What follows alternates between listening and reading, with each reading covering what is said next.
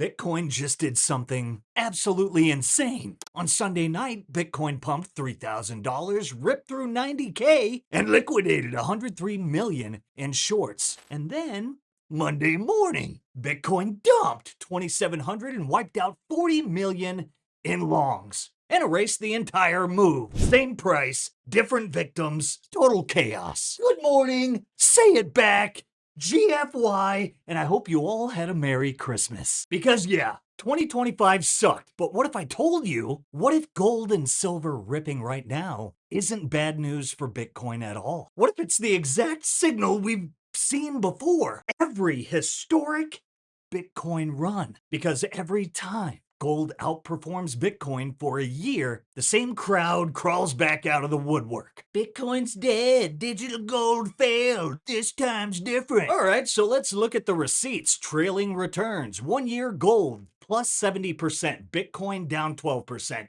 Go ahead and cue the victory lap. But now, zoom out. 3 years, gold up 146%, Bitcoin up 418%. Read 'em and weep. And yes, Peter Schiff, this is for you. The question isn't why gold is winning now. The question is why Bitcoin is down 30% from its peak while gold and silver are going parabolic. And the answer, because this is how it starts. Gold and silver move first, Bitcoin moves last. And when it moves, it doesn't ask for permission. After the March 2020 crash, the Fed injected massive liquidity. Gold ran from $14.50 to $2,000. Silver went from $12 to nearly $30. Bitcoin did nothing for 5 months. Bitcoin went sideways. Then gold topped. Silver stalled, liquidity rotated, and Bitcoin went from 12,000 to 64,800 bucks. Iron Mike said it best.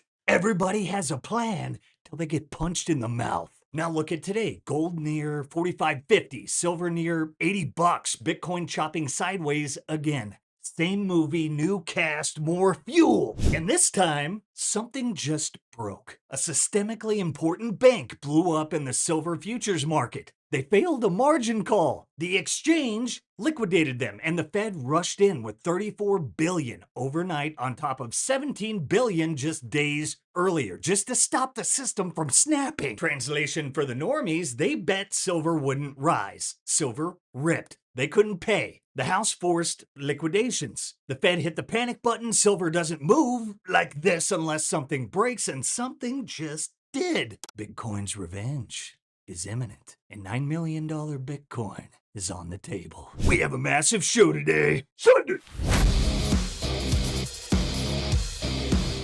It is officially over. For years, we have sat here and speculated. We have looked at the charts, we have looked at the open interest, and we have guessed. We have said, one day the banks will break. We have said, one day the naked shorts will get caught offside so badly that the entire financial system will have to bend the knee.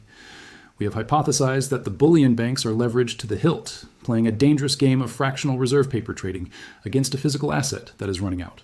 But up until this morning, that was just a theory. It was a mathematical probability, sure, but we didn't have the smoking gun. We didn't have the body. Well, stop guessing. Stop speculating. Because that day is today. The body has been found. Ladies and gentlemen, Asian guy here, while you were glued to your screens watching the spot price of silver hit $77.16, while you were celebrating the breakout and calculating your net worth, something much more important, much darker, and much more terrifying was happening in the plumbing of the global financial system. Something that the mainstream media is terrified to report because it proves, without a shadow of a doubt, that the banking system is insolvent. We just received the official data from the Federal Reserve Bank of New York regarding their overnight reverse repurchase agreements, the repo facility, for this morning, Friday, December 26th.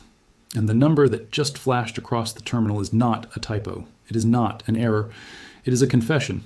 $17,251 million. In a single morning, in the quiet hours just after the Christmas holiday, the too big to fail banks tapped the Federal Reserve's emergency liquidity window for over $17 billion in cash. Now, you need to understand what this means. You need to understand what the repo market actually is. This is not the window where healthy banks go to get a loan to expand their business. This is not where you go to get capital for a new project. The repo facility is the pawn shop of the last resort. It is the emergency room for a heart attack. If you are a healthy bank with a balanced book, you do not touch the repo facility. You trade in the interbank market. You borrow from your peers. It is a badge of honor to avoid the Fed's window because going there is a signal of weakness. It is the walk of shame of the banking world.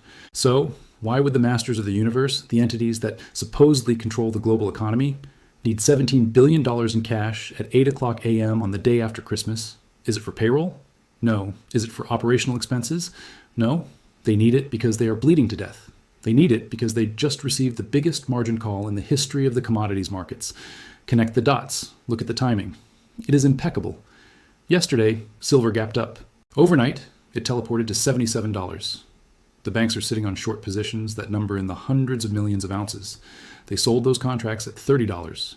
They sold them at $50. They sold them at $70, thinking they could tamp it down like they always do. They thought they could spook the retail investors, trigger the stops, and buy it back cheaper. But the retail investors didn't sell. The Chinese industrial buyers didn't sell. The vaults were empty. The price didn't go down, it went vertical. And right now, silver is trading at $77.16. Do the math. Every single dollar that silver rises creates billions of dollars in losses on their books. But there is a difference between unrealized losses and a margin call. For months, the banks have been hiding these losses. They mark them as unrealized. They pretend that the price will come back down, so they don't have to acknowledge the hole in their balance sheet. They kick the can down the road. But the COMEX clearinghouse doesn't care about your accounting tricks. The exchange doesn't care if you think the price will go down next week. The exchange cares about solvency right now. When the price moves $5 against you in 24 hours, the clearinghouse computer spits out a number. It says, "You're underwater. Post the cash to cover the risk, or we liquidate your position." This morning, that computer spat out a number, and that number was evidently $17 billion. The clearinghouse called the banks and said, "Pay up." And the banks looked at their ledgers, looked at their liquid cash reserves, and realized the terrifying truth. They didn't have it. They are illiquid. They are insolvent on a mark-to-market basis. While everyone was watching silver rip to $79, the real story hit the plumbing. Banks quietly tapped $17 billion from the New York Fed repo window right after Christmas. Holiday week, overnight money, full allotment, and here's the key detail no one is talking about. 85% of the collateral was mortgage-backed securities, not treasuries, not gold standard collateral. The junk drawer. So let me explain this like a pawn shop. Imagine a guy who owns a mansion, but instead of borrowing against the house, he walks into a pawn shop with a busted TV and old jewelry asking for overnight cash. That's the banking system right now. They didn't want to pawn the good stuff, they pawned the scraps. And this is why the signal isn't price anymore, it's availability. When paper starts shaking, banks run to the Fed. Exchanges change the rules. Physical disconnects from paper and price discovery moves east rapidly. That's why silver ripped. That's why gold ripped. And that's why everything is moving at once. Gold, silver, copper, platinum, palladium, oil. This doesn't happen in healthy systems. In normal expansions, commodities move independently. When they all move together, that's capital fleeing paper. We've seen this movie before. 2000, before the dot-com collapse. 2007 before the financial crisis, and 2019 during repo stress. Every time, commodities sniff out the problem first. The stress signal is already here and most people aren't looking in the right place. Now here is where it gets a little uncomfortable for the bears. A new research paper says Bitcoin could surge 500% following gold's new highs. And before all the fact checkers foam at the mouth, yes, correlations change, but history still matters. In 2020, gold topped in August. Bitcoin went from 11,000 to 69K, nearly 500%. And this time, we have more catalysts than ever. Liquidity injections already restarted. Rate cuts are coming. SLR exemptions may return. Crypto regulation is clearing. More ETFs are coming. Asset managers have full access. And we have a pro-crypto Fed chair knocking on Satoshi's door. And the markets like to front-run policy. Last cycle was liquidity only. This cycle is liquidity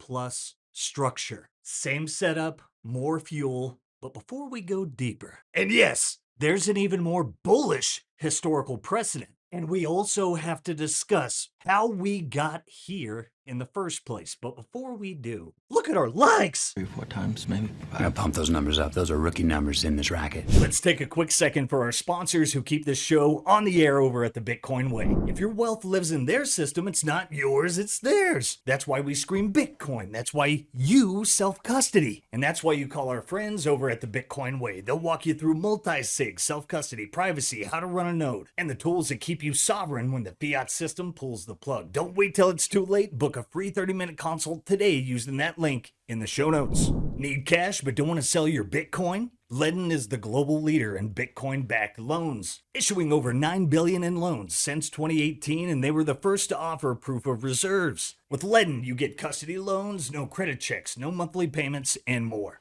Visit learn.ledn.io/simply to learn more and get 25 basis points off your first loan. I want to go to our favorite subject, your and my favorite subject, which is crypto, okay?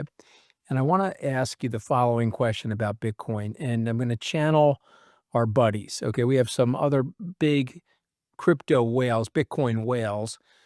I feel like Bitcoin, every time it gets a bid, Michael, it gets slammed to the mat, okay? You're a wrestler, right? Every time you feel like you're going to win a point in a wrestling match, the opponent to Bitcoin flips it to the ground and starts the pinning process. What do you say to that? So there's a great book that your speculative, listeners, the traders out there should read called The Hour Between the Dog and the Wolf. And he talked about the psychology of a bull market, which is all testosterone fed, and the psychology of a bear market where it's cortisol. And he said in a bull market, you see guys sitting around the trading floor talking about women, talking about cars, all pumped up. What about their lift? In a bear market, what happens is the market falls, it starts coming back. You're like, oh, thank goodness. Thank goodness. And even though you had promised yourself you were going to cut some of your risk if it came back, you now have endorphins pumping into your body. And you're like, it's good. I can do it tomorrow. You go on a walk and it rolls right back over. You're like, oh, and you go back into fight or flight. And so he says in a bear market, traders get these little, look like beer bellies, right? Cortisol bellies, and their hands are on their hips, and all the guys start slunching their shoulders a little bit.